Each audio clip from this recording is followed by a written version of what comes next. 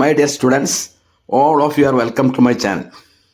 കഴിഞ്ഞ ദിവസം നമ്മൾ LP-UP തലത്തിലെ 5 പോയിൻറ്റ് ഗ്രേഡിംഗ് സ്കെയിലിനെ കുറിച്ച് ഡിസ്കസ് ചെയ്യേണ്ടായി. ഇന്ന് നമുക്ക് HS തലത്തിലെ 9 പോയിൻറ്റ് ഗ്രേഡിംഗ് സ്കെയിലിനെ കുറിച്ച് വിശദീകരിക്കാം. നേരത്തെ നമ്മൾ ഡിസ്കസ് ചെയ്ത പോലെ നാല് കോളംസ് ആയിട്ട് കൊടുത്തിട്ടുണ്ട്.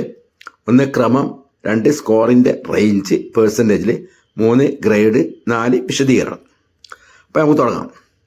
ഒന്നാമത് 90 to 100% റേഞ്ചിൽ മാർക്കുള്ള കുട്ടികൾ A+ ഗ്രേഡാണ്.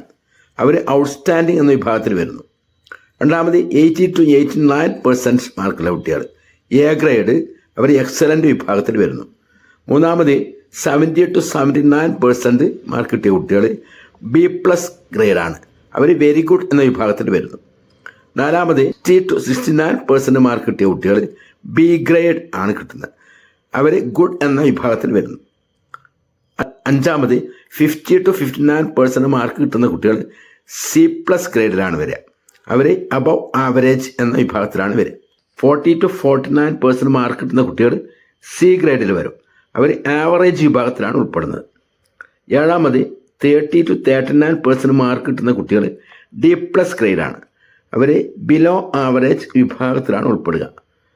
എട്ടാമത് 20 to 29% മാർക്ക് കിട്ടുന്ന കുട്ടികൾ D ഗ്രേഡാണ്.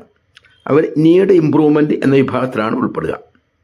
ഒൻപതാമത് ബിലോ 20% മാർക്ക് കിട്ടുന്ന കുട്ടികൾ E ഗ്രേഡാണ്. അവരും നീഡ് ഇംപ്രൂവ്മെൻറ്റ് എന്ന വിഭാഗത്തിലാണ് ഉൾപ്പെടുക. എട്ടാമത്തെയും 9ാമത്തെയും ഗ്രേഡ് Dയും Eയും നീഡ് ഇംപ്രൂവ്മെൻറ്റ് വിഭാഗത്തിലാണ് വരിക.